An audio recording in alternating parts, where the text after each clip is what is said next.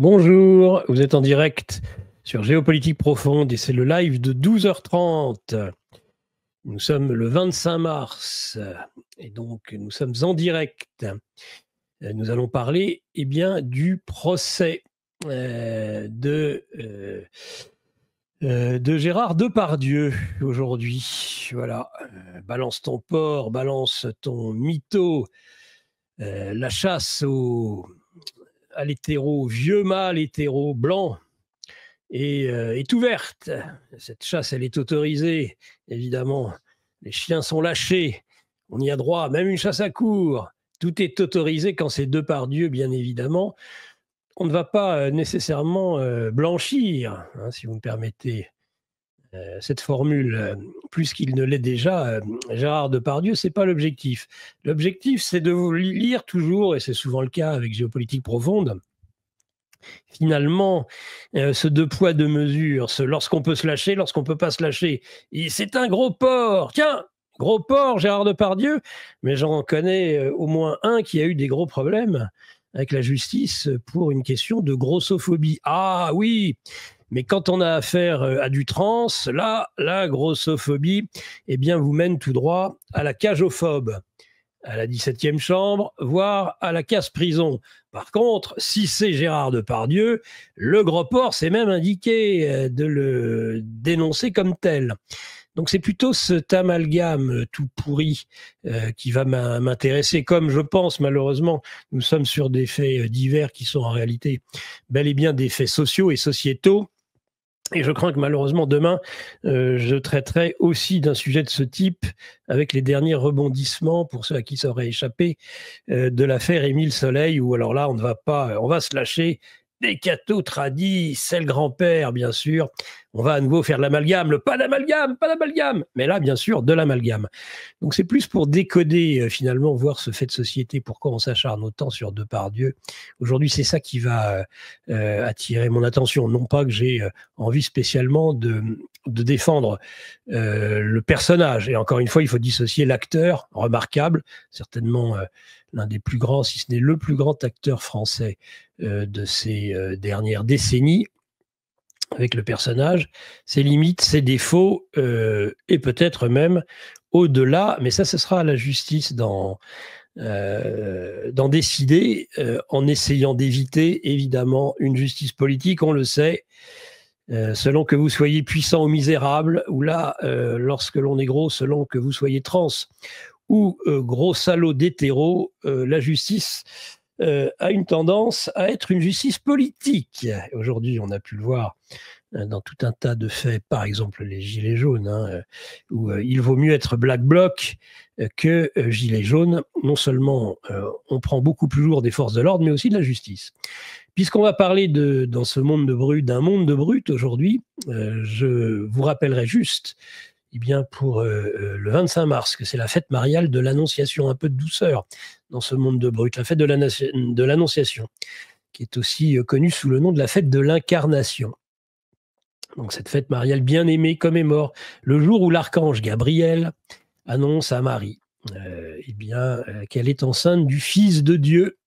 C'est 9 mois plus tard, le 25 décembre, que naîtra dans une étable Jésus. Cette célébration donc, du 25 mars est un joli petit symbole aussi de fertilité printanière. C'est vrai que nous sommes au printemps.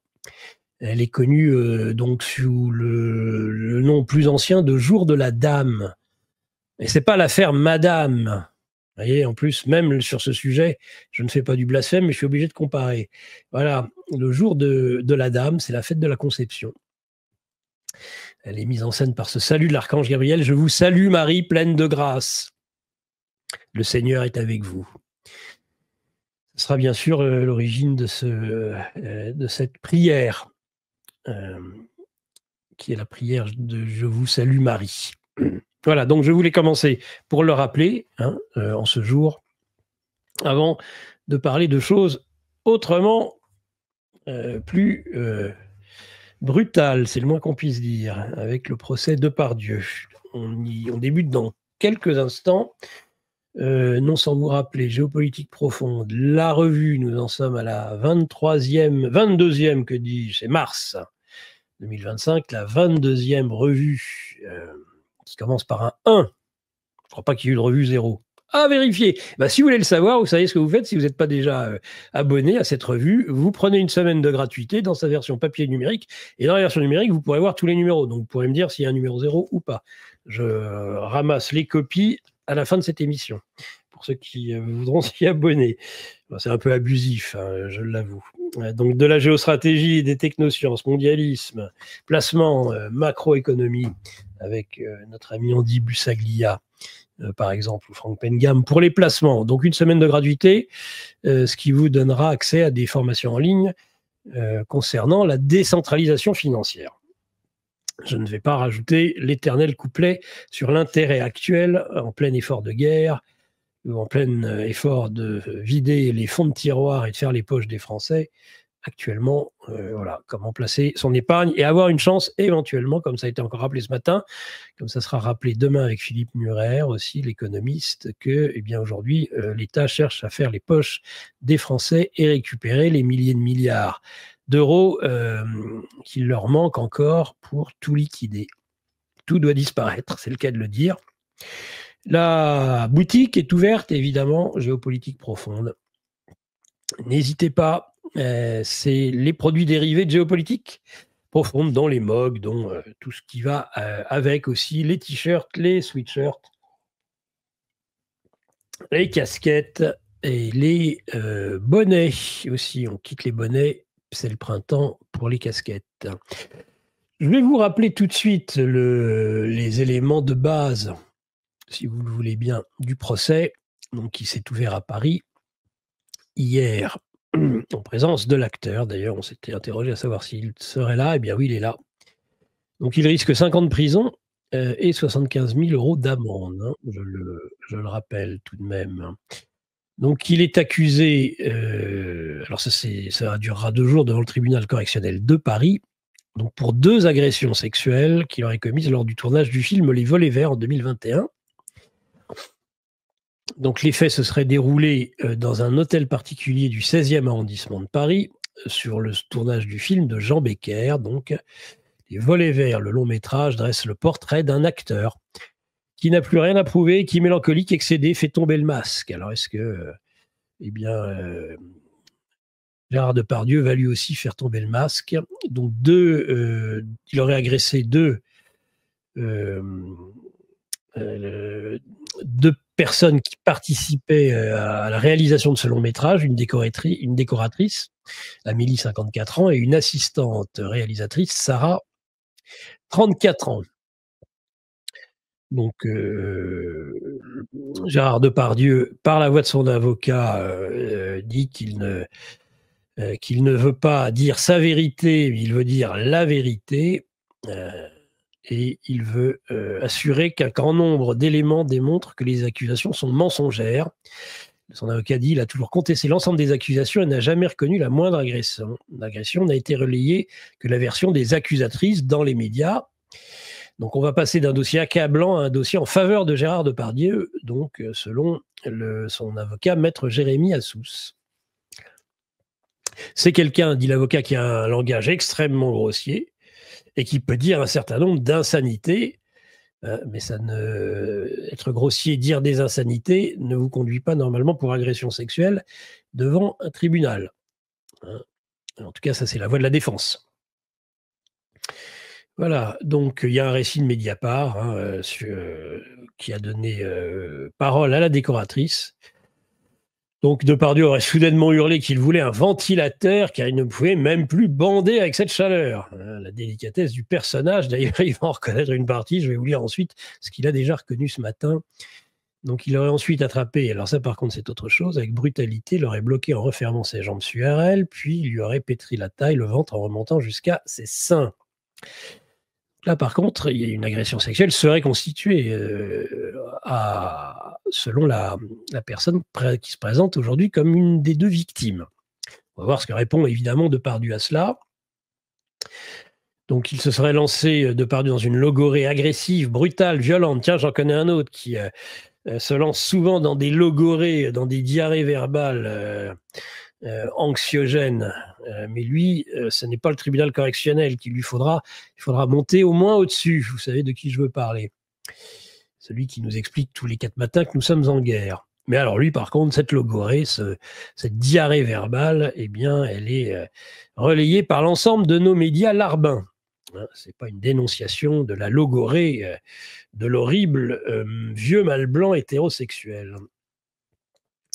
Donc ça a été une douche froide, c'était absolument pas des excuses, voilà. Donc et l'autre plaignante, eh bien, on lui aurait touché les fesses. Il aurait même récidivé, l'animal. Bon, voilà. Alors, sachant, je donne comme élément complémentaire qui sera jugé plus tard, cette fois-ci devant une cour criminelle, pour viol par pénétration digitale et agression sexuelle de la comédienne Charlotte Arnoux. Donc il y aura un procès, le parquet de Paris ayant requis un procès. Et voilà, il y a des procès. Le parquet fait bien son travail. C'est pas comme dans d'autres cas de figure. Hein, un certain Richard Ferrand, pour ne parler que de lui. Mais bon, j'amalgame tout. C'est moi qui vais être accusé de tout amalgamer maintenant. Non, la justice n'est pas politique. J'ai confiance dans la justice de mon pays, moi. Voilà, brave homme. Brave imbécile, brave moujon, continue à avoir confiance dans la justice de ton pays. Et puis un jour, tu auras des surprises. C'est à craindre. Donc, à moins de jamais se révolter, être toujours dans le sens du poil et du manche. Ça, évidemment, dans ces cas-là, on risque un peu moins peut-être. Donc, les faits se seraient déroulés les 7 et 13 août 2018 au domicile parisien de l'acteur, dans le 6e arrondissement de Paris. Voilà, donc il a été mis en examen en décembre 2020 pour cette supposée agression sexuelle et viol, cette fois-ci. Ce qui, évidemment, va alourdir, si c'est démontré, la peine de l'acteur Gérard Depardieu. Alors, qu'est-ce qu'a répondu alors, hier, si dans les spectacles tout à fait pathétiques, nous avons eu Anouk Grimbert, l'actrice qui a des comptes à régler, semble-t-il, avec Gérard Depardieu, a été expulsée de l'audience. Je vous dresse un peu le décor et puis après, je vais vous faire une analyse, évidemment, du sujet. Donc, Anouk Grimbert expulsée de l'audience du procès de Gérard Depardieu. Bon. Elle jouait Maria dans Les Volets Verts. Elle est venue soutenir les 2 victimes, donc elle ne se considère pas comme ayant été victime de Gérard Depardieu ce jour-là, enfin durant le tournage. Donc elle a cherché à intervenir durant le procès et a donc été expulsée, ce qui a valu au tribunal et à la justice française en général bien, des propos peu à même de l'actrice. C'est incroyable, dit-elle, que dans l'enceinte de la justice, on mente autant. On n'en pouvait plus. Ça faisait 6 heures qu'on supportait ça, ajoute-t-elle. Ils viennent d'évacuer quelqu'un qui connaît la vérité. Elle est connue de tout le monde. Depardieu, c'est un agresseur. Ça fait 50 ans qu'il fait ça. Les femmes doivent se taire, sinon elles sont virées du métier. Donc on voit tout de suite l'amalgame, la généralisation et la victimisation très classique chez ces harpies féministes dont on va parler tout à l'heure. Voilà, les femmes doivent se taire, sinon elles sont virées du métier. Il y a un moment où l'on n'en peut plus de supporter que tant de mensonges soient permis. Tout le monde a vu, mais personne ne dira rien. Il y a une lâcheté dans ce métier qui est terrible. Évidemment, en plus, la victime, qui va quand même dans le sens de l'hystérie, est victime, mais elle détient la vérité, évidemment. C'est l'empire du bien, finalement, qui se relaie jusqu'à ce tribunal avec Madame Anouk Grimbert. Elle ne prend pas beaucoup de risques, Madame Anouk Grimbert. Et elle finit en accusant Depardieu d'un état de délire, qui n'a plus aucune relation normale avec les personnes. Ça, encore une fois, être dans un état de délire, n'avoir aucune relation normale avec les personnes, ce qui peut-être n'est pas à exclure, n'en fait pas un agresseur sexuel, Madame Grimbert. J'ai l'impression qu'encore une fois, vous mélangez tout votre ressentiment personnel, une partie de l'analyse qui est juste, et puis peut-être autre chose. Et ça, c'est grave, parce qu'accuser et pouvoir envoyer en prison des gens qui éventuellement sont innocents des crimes que l'on les accuse, moi, je vais vous dire, je serais traditionnellement dans ces cas d'affaires très simple. C'est-à-dire, soit il est avéré et démontré que le coupable est coupable, très bien, qu'il soit condamné et sévèrement puni, évidemment, soit il est démontré son innocence et surtout la malhonnêteté des accusateurs, et j'aimerais qu'on inflige à ce moment-là aux accusateurs, évidemment si c'est démontré, hein, eh bien la même peine que celle qu'auraient valu leurs fausses accusations. Ça éviterait peut-être certains petits cafards qui n'ont rien à voir avec le procès. Autant on ne peut avoir que du respect pour les personnes qui se considèrent comme ayant été agressées ou violées, autant ces gens qui viennent en plus alors qu'ils n'ont rien à foutre au tribunal, et je pense qu'il ne faudrait surtout pas les rater, les Grimbert en particulier. Non mais dites donc, qu'est-ce qui répond à toutes ces accusations ce matin alors il y a un pied de nez de Gérard Depardieu. Je ne suis pas Émile Louis. Encore heureux, j'ai envie de dire, hein, lors de sa première prise de parole. Donc il récuse l'ensemble des accusations portées contre lui et s'explique de la manière suivante. Donc il explique qu'il a des déclarations à faire. Il dit: «De toute façon, depuis les valseuses, au moins, on avait fait de moi un voyou», mais évidemment, mais bon, ça, c'était le voyou qui plaisait, le petit voyou, ça plaisait aux bobos, hein, ça plaisait aux gauchos, ça plaisait aux gauchistes quand il était jeune. Maintenant qu'il est un peu plus vieux, un peu plus gros et un peu plus décati, et que l'idéologie dominante a un petit peu changé, finalement, le voyou devient un sale porc lubrique, dont il faut faire la peau. C'est les mêmes, hein, les accusateurs. C'est finalement probablement, les mêmes générations, hein. Donc, il rappelle, alors ça, c'est vrai que ça n'a pas encore été suffisamment dénoncé par les médias mainstream. Mon Dieu, quelle horreur! Il avait voulu, c'est un ami de Poutine, comme nous l'expliquait Sylvain Ferrer ce matin, et il avait voulu prendre la nationalité russe. Donc il explique que c'est très émotionnant, hein, évidemment, il est placé sur un tabouret, il s'est assis sur un tabouret face, face au juge. Hem Donc il explique qu'il aime la littérature russe et c'est pour ça qu'il avait voulu aller voir la nationalité russe. Quelle mauvaise idée d'aimer la littérature russe, Dostoïevski, Tolstoï et tous les autres. Mon Dieu, heu, Bulgakov, quelle mauvaise idée que d'apprécier ainsi la littérature russe. Il vaudrait presque déjà la correctionnelle. Donc le président l'interroge sur ses propos, grossiers, notamment, heu, particulièrement grossiers, ça va sans dire, qu'il va reconnaître d'ailleurs. Il y a la grossièreté, dit-il, et la vulgarité. Il fait la différence entre les 2. Ma chatte, allons-y, dépêchons parce qu'après je mouille. Ça m'arrive de le dire sur un plateau. Répond sans détour l'acteur, le président surpris. Ça vous arrive de dire cela sur un plateau, Depardieu? Bien entendu que ça m'arrive, souvent même.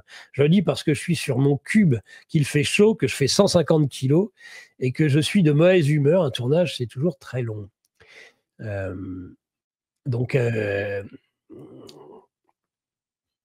Amélie, donc la décoratrice, explique, qu'il discutait avec elle concernant un tableau, pensant qu'elle était la propriétaire des lieux. La quinquagénaire avait décrété qu'il s'agissait d'une croûte.